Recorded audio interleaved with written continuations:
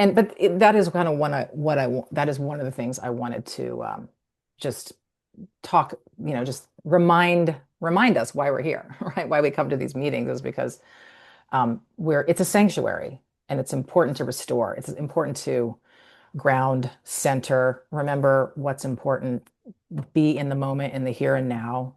And also remember that in spite of every horrible thing that's going on, we do have access to peace in the here and now, when we're in the moment, when we're not focusing on those things. Sometimes, again, we have to focus on them, but other times we can come back to peace, to just presence and being. And, even if it seems like the world is going crazy, we don't have to go crazy.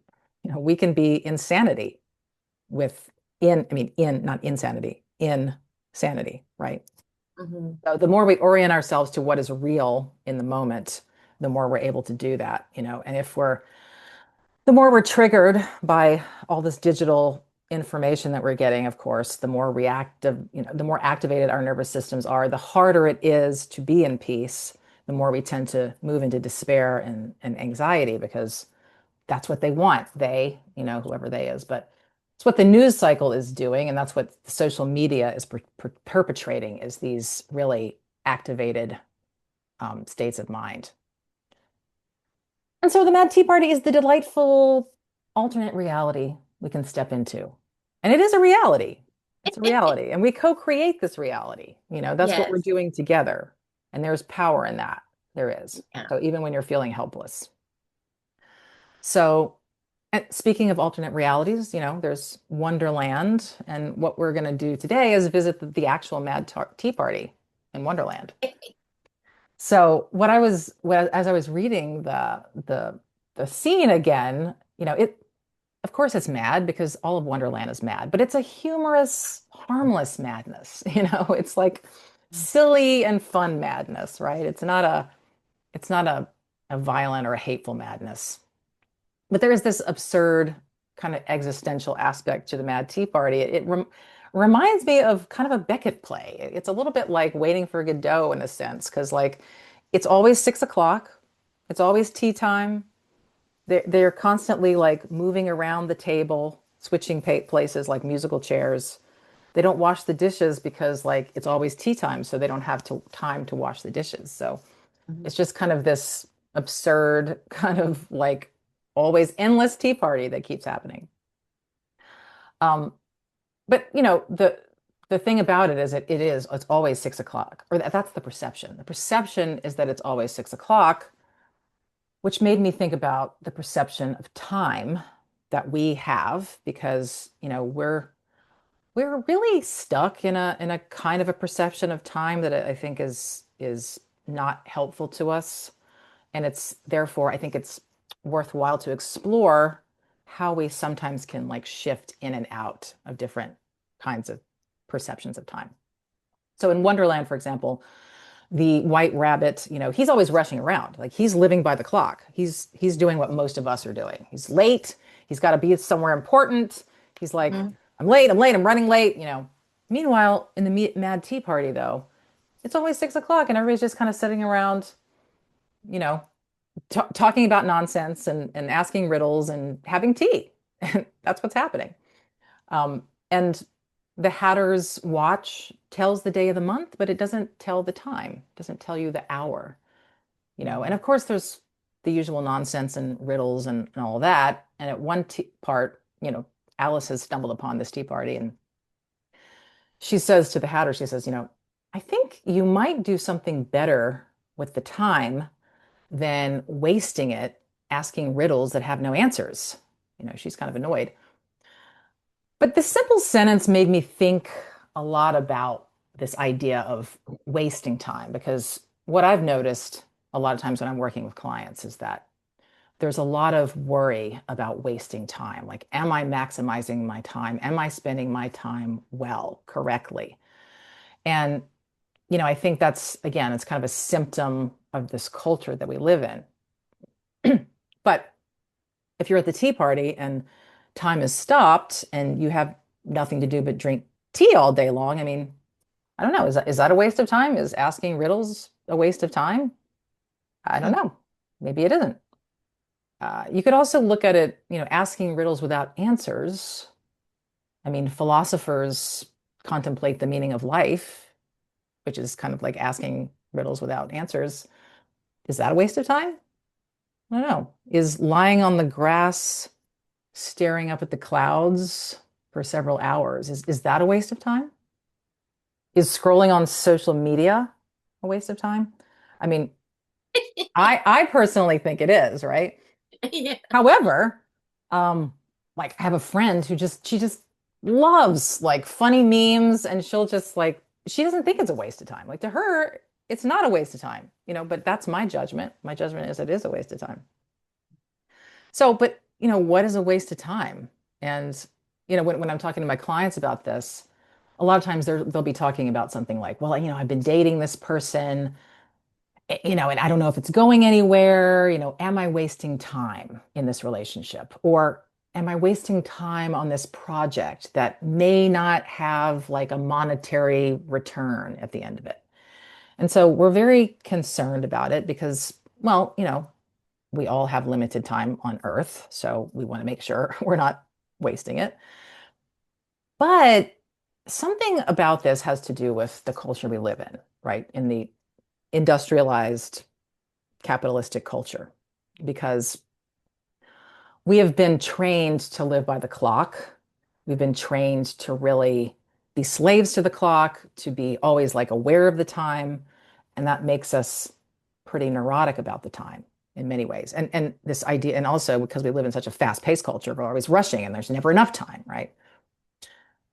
We have judgments, in this very, we believe that productivity is the highest good. So you should be being productive most of the time. And therefore, we have a judgment about things like doing nothing or being lazy. Oh gosh, there's nothing worse than being lazy in a society that, in which productivity is the highest good. So, but, if you think about it more from a neuroscience perspective, like brainwave activity. I learned when I was studying in school, I learned about a little bit about the different brain waves that affect our perception of time. And most of us live in like low to high beta waves most of the time. And what that is that's focused attention. So you're, focusing on the task at hand. You've got your to-do list, you're doing things, you're productive, especially in like white collar jobs, you're that's what we're doing. We're doing beta wave work, and again, it's very focused attention. And we are aware of the to-do list and we're aware of the time, we're aware of the clock. However, and most of us kind of chronically live in this state. And sometimes that's necessary, if we have work to do, then it is necessary, but we don't often move out of that state. If you move into the lower state, that's considered the alpha brainwave state. The alpha state is the state you're in when you're meditating or when you're like people watching or you're just like sitting on the front porch watching the clouds go by, watching the chipmunks and the squirrels. And it's also when that chatterbox, the timekeeper is quiet. So we're just in a state of being, presence, whatever you want to call it. I've heard it called choiceless awareness, where you don't have preferences, you're not comparing, you're not saying I should be doing something else. You're just being and observing and being and aware. And the person who was teaching about this, he explained it this way. He said, if you spent your whole life in the alpha state, which of course we never would, but if you did, if you spent your whole life in the alpha state, you would get to the end of your life and you would say, I had the most perfect, wonderful life because it is the state of contentment. It's the state of pure well-being. It's the state of inner peace. So you wouldn't have even questioned, did you have a good life? You just that would have been your experience. Now, we have textures, we go in and out of that, but I don't think we spend enough time in the alpha state. I think we spend way more time in the beta states. So we don't always have access to that. But it makes you think, what's a waste of time? Like maybe sitting on your front porch, staring at the clouds going by is actually the best use of your time. Maybe being super productive and busy is actually a waste of time. I mean, you could kind of play with that. Because it's only because we're in these other states questioning and comparing and saying, I should be doing something else. I should be, I'm not, I'm running out of time. And that is what gives us our anxiety. So something to just reflect on. Um, so then we come back to the tea party and Alice, again, she says, I think you might do something better than asking riddles, wasting the time asking riddles that have no answers. Now, um, the Hatter, the Mad Hatter, he thinks time is a he. He has personified time. And so they get into this conversation about time, and which is, of course, full of plays on words. But Alice says, she says, I know I have to beat time when I learn music. And the Hatter says, oh, well, that accounts for it. He won't stand beating. He says, now, if you only keep on good terms with him, he'd do almost anything you like with the time. For instance, suppose it's 9 o'clock in the morning, just about time to start your lessons. You'd only have to whisper to him to time, and round goes the clock in a twinkling. 1:30, time for dinner. And Alice thinks about that. And she's like, well, yeah, but I wouldn't be hungry if that's what you did. If you sped up time, I wouldn't be hungry. And Hatter says, well, but you can keep it to 1:30 as long as you like. And so you can wait there until you get hungry.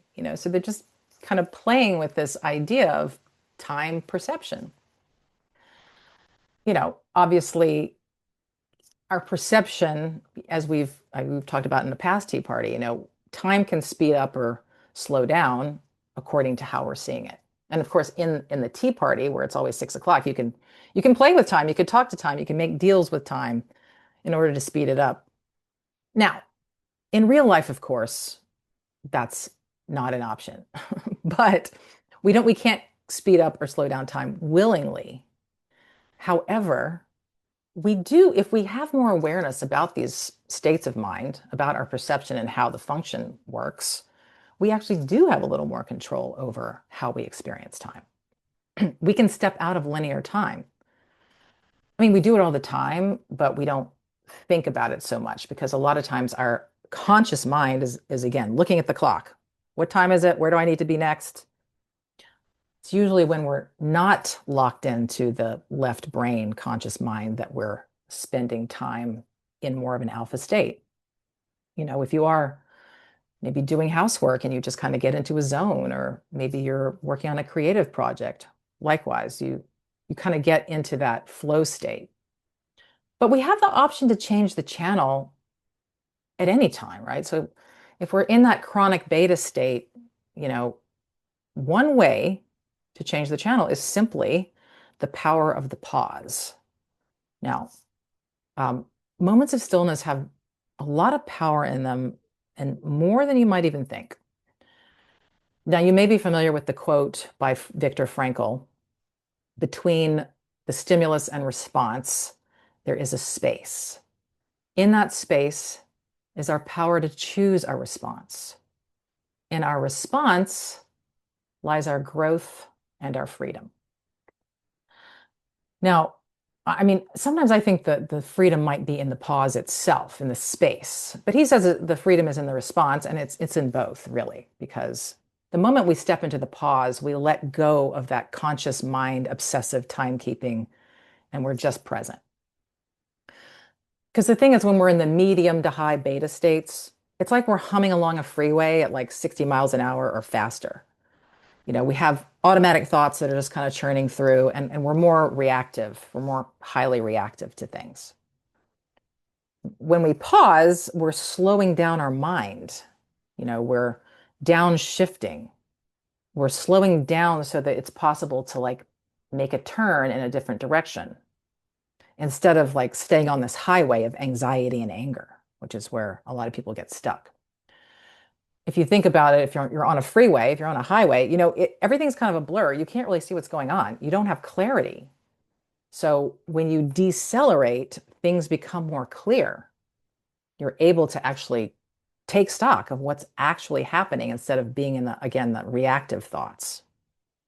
So not only does the pause allow us to choose our response, and that's a big part of it, but in that stillness, the pause opens up our vision. It opens up our vision and it expands to take in all of life, like the present moment, all of everything that's happening in the here and now. And we get filled up. We get filled up in that with like the richness of presence. Like when we're speeding, we lose the richness. We're kind of like in this kind of just, icky, anxious kind of a state all the time, kind of revved up and jacked up. So when we slip into these slower states of mind, we're more aware of our of well-being, the natural well-being that we always have access to. So, time itself seems to slow down or even stop. And, this is what people talk about, like when they talk about peak experiences, it's like time changes and suddenly we're just aware of all the sensations, the senses, and everything is just, feels amazing. We stop measuring time, we stop counting it, and we just end up we end up really in a space of timelessness. And that's a beautiful space to be. And I'm not even talking about being in deep meditation, right? I'm just talking about literally a pause. And of course, you can spread out a pause as long as you want, but a pause contains multitudes. It contains well-being, it contains connection, contentment. Um, Pauses enhance our awareness and our ability to make decisions. They enhance our relationships, our ability to connect to others. We're more able to connect versus react and get defensive. As a society, we do pause at certain times, right? For those big milestones. We pause to celebrate weddings and funerals and birthdays. And we used to pause, we used to keep holy the Sabbath, which most cultures had like at least one day of the week where they would pause and slow down and reflect. And some cultures do have a day like that, but in most industrial cultures now, we've kind of lost that. And I think because people are so busy, but it's a weakness in our society. And basically what that means is no one really has time to think clearly. No one's thinking clearly.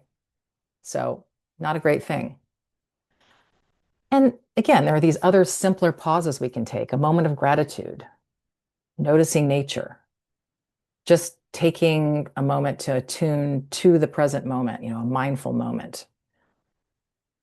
And the other amazing thing about a pause, even a small one, is there is space. Again, we kind of get out of the automatic thinking and we have space for an insight to come through, a new way of thinking, a shift in consciousness. That's going to happen through a pause. Because insight is not part of our usual neural network loops. It comes from somewhere else. They're kind of mysterious. We don't know where they come from, but they come out of the blue. And so an insight or a change of heart or a change of mind, all that happens in a pause. The philosopher and social anthropologist Ernest Gellner said that the way in which time and its horizons are conceived is generally connected with the way the society understands and justifies itself. So in our world, that translates into, right now, short attention spans, instant gratification. We live in this world of immediacy, but not presence. So we live in the present tense, but not in presence. People are like staring down at their phones, and they can't see behind them or in front of them. There's no horizon. And we're also constantly being jerked around by the latest sensational news story or the viral post. And there's no time for deep reflection on complex issues. And so we take these cognitive shortcuts, which results in black and white thinking. And again, that's what happens when you're, really not using your frontal lobe. You're kind of living more in this state of an activated nervous system. You're more in fight flight. You're more in a cognitive shortcut, black and white thinking. So not only do we need to slow down, but we need to expand our view of time. For example, a lot of indigenous cultures follow a 7 generations principle. They consider the impact of their actions 7 generations forward, and they also consider the wisdom and the teachings from 7 generations past. So if we did that, we wouldn't be able to justify this short-term profit model that is endangering the health of the planet and even the existence of the future generations. We would not be able to justify that. Another expansive picture, even more expansive picture, is the film The Journey of the Universe. If you've ever seen that one, it's by a cosmologist, Thomas Swim. And he discusses the 14 billion year history of the universe and our evolution within that. And it just puts a lot of things in perspective, including our place in the cosmos and where we want to go from here. What do we want our legacy to be? It's a really amazing film for getting perspective. Also, Jenny Odell has written a book called Saving Time. And she explores the way the clock we live by has been built for profit and not people. And in her words, our painful relationship to time is inextricably connected not only to persisting social inequities, but to the climate crisis, existential dread, and a lethal fatalism.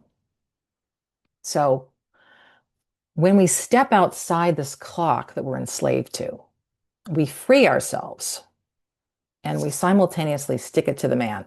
I mean, the more we do it, the better, because that's the whole thing, right? When we're part of this mechanized system, we're enslaved to these powers that be that are, basically exploiting our time. So there are so many ways, even aside from the pause, that we can step outside this purgatorial clock that we live by. We can stop setting goals, which, how dare we, right? In this culture, stop setting goals. But, goals are based on this kind of linear left brain logic. And, we're step by step to this, vision on the horizon, this outcome. But what if we just, started following our intuition and just living life intuitively, letting it unfold, see what comes our way, see what serendipity happens? I mean, wouldn't that be kind of a cooler, more fun way to live than having these like goals we need to follow? Also, be open to quantum leaps. Again, sort of with this linear chronological view of progress. Progress is not linear, for one thing. It's a lot of times it looks more like a spiral, but even beyond that, you can have a quantum leap of consciousness at any moment. Some people, have like whole enlightenment experiences, but you don't have to have an enlightenment experience or even a lightning bolt. But even something like, starting a new habit or trying to break an old one, if you've ever had this experience where you might be kind of going along incrementally for a while and it's hard. And then one day something just clicks or shifts and then it just works. Either the habit goes away for no reason or the new one just kind of clicks into being and you're like, how did that happen? And it just happened because that was a non-linear shift of your consciousness. That's all that happened. It wasn't because of all the trying, the hard trying. Something just clicked for you and it worked. So insights happen outside of the laws of linear time. They just happen out of the blue. And again, they allow us to have these shifts. And there's a part of me that really hopes that maybe the human consciousness will have a collective quantum leap in consciousness. Like that's what I would love to see in my lifetime. Let's fingers crossed, right? I mean, it's possible. Whether it happens or not, remains to be seen, but it's definitely possible. And so, again, another thing is just finding more time to spend in the alpha states, the timeless, the infinite, you know, unproductive time that is connected to aliveness. It's countercultural, it's subversive to do that, to be lazy, to be unproductive, but to do nothing. Don't feel guilty about it, embrace it. Try to like turn off that voice that's telling you should be productive, you should be doing something else, just enjoy the doing nothing moments. So all of this to say is that, we can step in and out of linear time, which is a construct. And the more we do step out of it, the more freedom we have in our own minds and in order to kind of create different outcomes in our life. The more space there is for insights, fresh solutions to problems, clarity, well-being. So, some questions to reflect on, is anything a waste of time if you're alive and embracing it? I don't know. Um, and then, exploring timelessness and doing nothing and what's a waste of time, what's a good use of time, what do you want to be doing more of in your time? So that's the story.